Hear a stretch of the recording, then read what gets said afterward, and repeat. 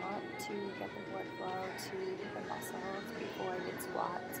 I just recently started this as just like a muscle activation. When I'm working more on like quads, I'll do leg extensions prior to doing my lift, and then when I'm focused more on hamstrings, I'll just do a light 4 to 5 sets of leg curls prior when I'm more focused on hamstrings. This specific workout, I was more focused on quads, glutes, and mostly hip abduction. I've really been focusing on my hip abductor strength to help push my knees outwards in my squats and avoid a valgus, which is when your knees go in, stance, basically when I'm doing all of my squats, and also to help my glutes get a better shape and really focus on those specific muscles on the outer hip and the outer part of your glutes. So I'll show you guys more of the exercises that I was doing in order to target that area. And I think that a lot of people, especially females, are weaker in their hip abductors, and it's a muscle that goes missed a lot, and focusing on that can help with so many other movements, and it's really important to incorporate that into your lifts and into your workouts. So I hope this helps, and I hope you guys enjoy.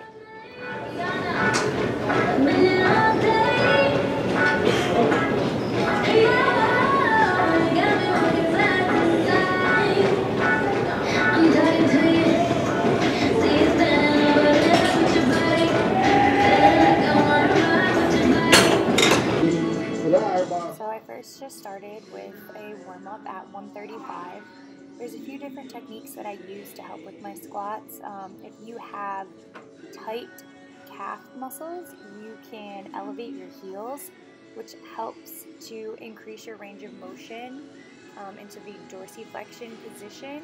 So it helps to put your foot in a better place in order to increase the depth of your squat. I also will do without shoes completely in order to really feel where my weight is falling within my foot placement. So because here I'm mostly just focused on activating my hip abductors, the outside of my leg, I was thinking about keeping my legs outwards and pushing towards the outside of my foot and really driving through my entire outer leg in order to really push through the floor when I'm squatting. I really do enjoy going heavy, especially with squats, deadlifts, and bench press, maxing out. But I've really been trying to just focus on my form, focus on my muscle activation and the mind-muscle connection. So I stayed a little bit lighter here, and you can see I'm doing more of a low bar squat. I'm trying to keep my chest upright, and I'm using my belt to really help with the activation of my core pushing into the belt. So a lot of people might wear belts and they don't really know why they're wearing the belt, or they do it for no purpose. But I have been trying to activate my core when I'm squatting more and really work on my breathing techniques. So to push outwards with that cue into the belt helps me to keep my core tight throughout my squats.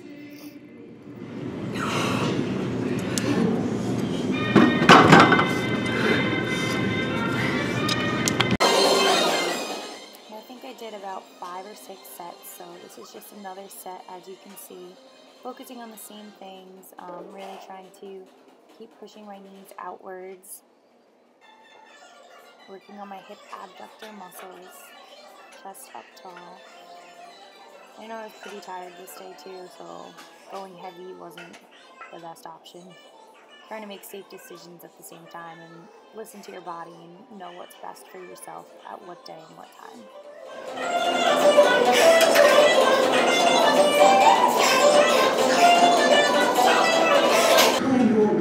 With this little superset of exercises, I was mostly focused on glute activation.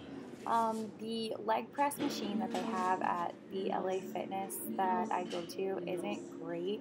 I don't love the position of my back and my hip angle.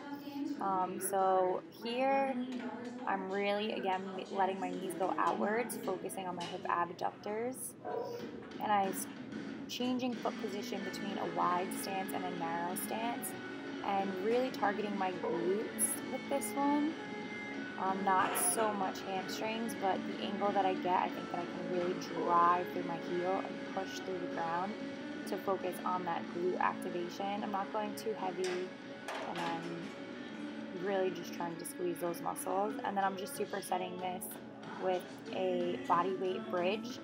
And these seem very simple, but if you really go slow and focus on your muscle activation, getting your hips through the full range of motion and driving through those heels, it's such a great glute activation exercise.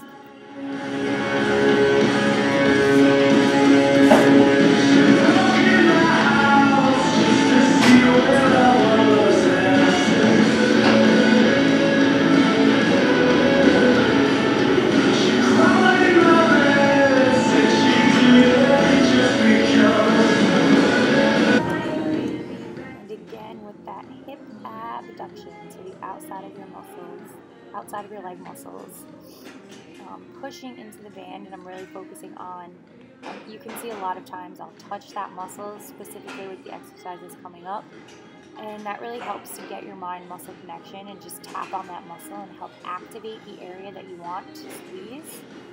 So I'll use that technique a lot no matter what muscle I may be training, or especially with muscles that you have a harder time activating, or another muscle might kick in before the muscle that you want to focus on. So that's why I use that technique a lot.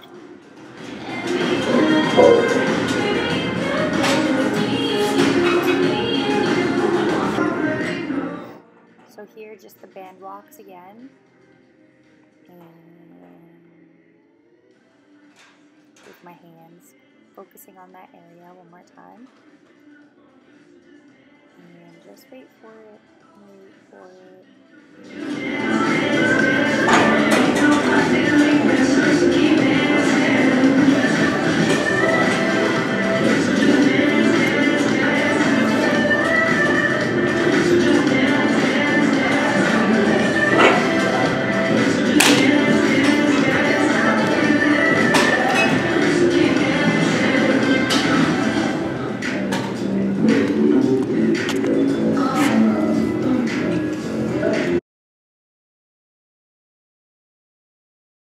So, although I broke my band, which I was extremely disappointed about, I did want to do a little bit more of hip abductor exercises. I had never really done this before, especially on this machine. I like one where I could have more of a flat body position rather than an upright, as in this case. But again, I'm using my hand to focus on that hip abductor that I'm really trying to target. And I supersetted that vertical side leg press with hip abduction on the cable. And although these exercises may seem easy, again, this day I was just focusing on that mind muscle connection and activating my hip abductor muscles. So I supersetted those two exercises, and I did both sides, the leg press first and then the cable second.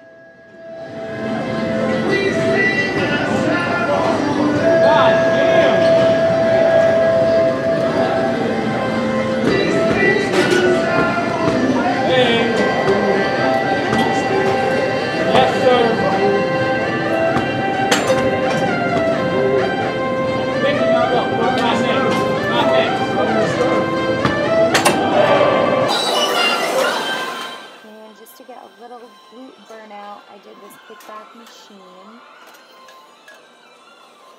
really focusing on driving my heel backwards and focusing on, again, that hip abduction and my glute connection, my muscle connection, squeezing with every rep. That shameless glute squeeze might not look pretty, but it definitely helps a lot. So playing around with your foot position, your toes turned outwards, toes turned in, straight forward. You really want to find what works for you to get that best mind-muscle connection. And then you can see after this, I was just supersetting with a bridge glute kickback. My back is a little bit arched here. I really should have been squeezing my core more. I think I was just ready to be done at this point. But I should have a completely flat body in this position. Squeeze. I sped this up. It was not this quick. It's much slower, much more squeezing.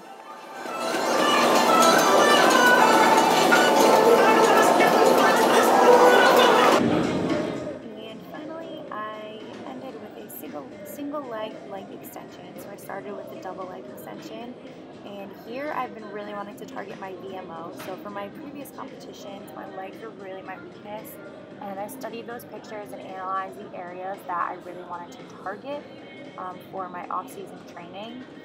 So I really have been focusing on my legs and letting that definition come in, not going super heavy with anything besides my squats or deadlifts, and just really honing in on squeeze and the tension and isolating the muscles that I want to target. So you can see I've alternated between my toe facing up towards the ceiling and my toe facing pointing downwards. And I'm putting my hand right over the muscle that I want to activate, and sometimes I'll do a little tapping and squeezing to make sure that I'm getting the best contraction of the muscle possible. And I sit here for a long time, do a lot, and make some crazy faces. And the people on the cardio machines always stare at me because I'm facing them, and they think that I'm going absolutely crazy. But you gotta do what you gotta do, guys. So don't be afraid to really push yourself in the gym. Try something new. Do whatever techniques work best for you, but make sure you're not afraid to try new things. So please comment below, like and subscribe. Let me know if you guys have any other questions, and I hope that this video was helpful for you. So let's get those wheels turning.